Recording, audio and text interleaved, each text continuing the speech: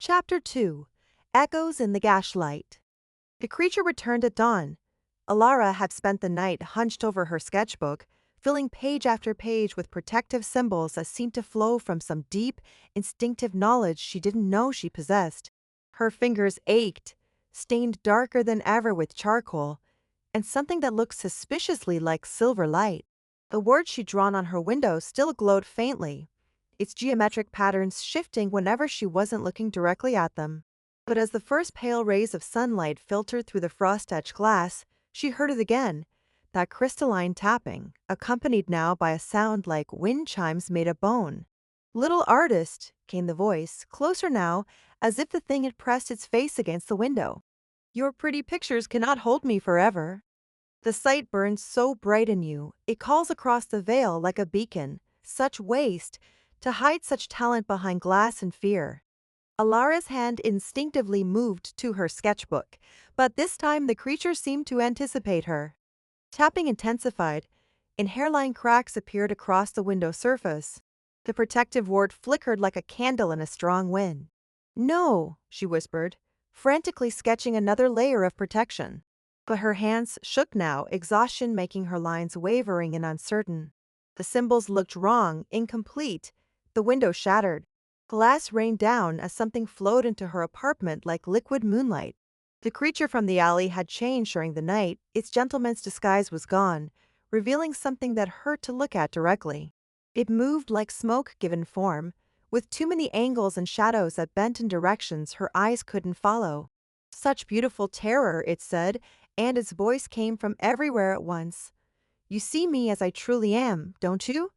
Not the pleasant mask I wear for the blind sheep below. You are gifted, little artist, marked by sight." Alara pressed herself against the far wall, sketchbook clutched to her chest. "Stay back. I can draw." "Draw what?" The creature laughed, a sound like breaking crystal. "More pretty words? More desperate scribbles? You don't even know what you are, do you? What you could become?" It flowed closer, and with each movement, the temperature in the room dropped further. Alara's breath came out in silver puffs, and frost began forming on her art supplies. "You're a seer, child. One who perceives the truth behind the veil. But more than that, oh, so much more. The power in you. It sings of greater things. Forgecraft, reality shaping, the ability to write truth with ink and will." The creature reached toward her with fingers like smoke and starlight. "Let me taste that power. Let me show you what you could accomplish if you stopped cowering behind your little human fears." Alara's survival instincts screamed at her to run, but there was nowhere to go. The thing blocked the door, and the window was 3 stories up over hard cobblestone. Instead, she did the only thing that made sense in a world that had stopped making sense. She opened her sketchbook and began to draw. This time, she didn't draw protective wars or geometric patterns. Instead, she sketched the creature itself, but not as it appeared now.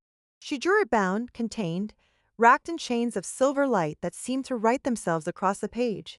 Each line she drew caused the creature to flinch as if her pencil were made of hot iron. "Clever girl," it hissed, "but you cannot bind what you do not understand. You have sight, yes, but no training, no knowledge. You are like a child playing with fire." The creature lunged forward despite the binding she'd drawn, its form shifting and writhing.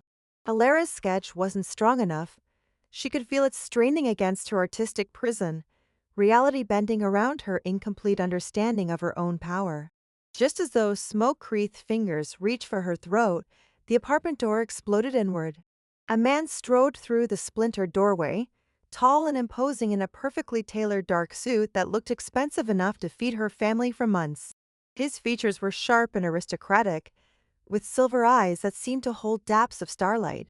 There was something predatory about his grace, something that made Alara's skin crawl even as she felt oddly relieved by his presence. The creature recoiled with a shriek that shattered every remaining piece of glass in the apartment. "Hound of the Order, you have no claim here." "Don't I?" The man's voice was cultured with an accent Alara couldn't place. He raised one gloved hand, and symbols blazed to life in the air, not sketched like hers, but carved from light itself. "The girl is under our protection now. She has not agreed to serve. The compact The compact, the man said with deadly quiet, allows us to protect those of talent from uncontrolled exposure to your kind, especially when that exposure threatens to reveal the truth to the masses. He gestured sharply, and the symbols in the air pulsed with brilliant white light. The creature screamed again, its form beginning to dissolve like smoke in a strong wind. This is not over, Hound. The sight has awakened in her. Others will come, others less, negotiable than I. The creature dissipated completely, leaving only the scent of grave earth and withered roses. The man turned to steady Alara, who still clutched her sketchbook like a shield. Miss Vance, he said, inclining his head in the gesture that was somehow both polite and mocking. My name is Kale. I believe we need to talk. Alara's legs finally gave out, and she slid down the wall to sit among the scattered glass. Her apartment was destroyed, window shattered, door hanging in splinters, frost covering every surface. Her paintings and sketches were scattered everywhere, some torn by the creature's passage. What was that thing? She managed to ask. A glimmer wraith, Kale replied, moving through the destruction with fluid grace. He paused to examine one of her sketches, a drawing of the city streets that showed the gaslight as something altogether more sinister. A scavenger from the spaces between worlds, they're drawn to those with the sight, particularly the untrained. They feed on potential. The sight. Alara looked down at her sketchbook, at the binding she'd drawn that had actually affected the creature. That voice, it said I was something called a seer. Among other things, yes. Kale picked up another of her drawings, this one showing ordinary citizens with shadows that moved independently of their bodies. His silver eyes studied the artwork with something like hunger. You have remarkable natural talent. Most seers require years of training to perceive reality with such clarity. And this, he gestured to her binding sketch, this suggests something far rarer. What do you mean? Kale set the drawing down carefully, as if it might explode. Seers perceive the truth behind the veil. They see what others cannot. But you, Miss Vance, you don't just see. You can shape. Your art doesn't just record reality, it influences it. The weight of his words settled over her like a heavy blanket. Everything she'd experienced, the creatures only she could see, the protective wars that actually worked, the binding that had held back the wraith, none of it was madness. It was power. The order I serve, Kale continued, straightening his cuffs with practiced precision, has been monitoring you for some time. Your emergence was rather dramatic. The supernatural community is quite interested in meeting you. What order? But even as she asked, dread was building in her stomach. The way he said it, the casual authority in his voice, this wasn't a rescue. This was recruitment, the Gaslight Order, Kale replied. We maintain the balance between the world of man and the world of other things. We keep the peace. We protect humanity from threats they cannot comprehend. His smile was sharp as a blade, and we're prepared to offer you everything you've ever wanted in exchange for your cooperation. Alara struggled to her feet, glass crunching under her boots, such as training, protection, resources, Kale's silver eyes fixed on hers, and the cure for your sister's condition. The words hit her like a physical blow. Clara, sweet, brilliant Clara, who'd been wasting away for months while physicians shrugged and offered expensive treatments that accomplished nothing. Clara, who trusted Alara to find a way to save her. How do you know about Clara? Miss Vance, we know everything about you.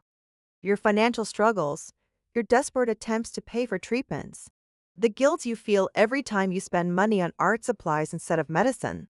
Kale stepped closer, and she could smell something like winter air and ancient stone. We can offer you resources beyond your imagining.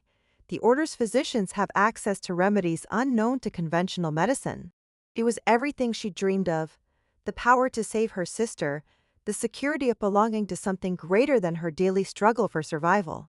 But something in Kale's manner, in the way he moved like a predator sizing up prey, made her skin crawl.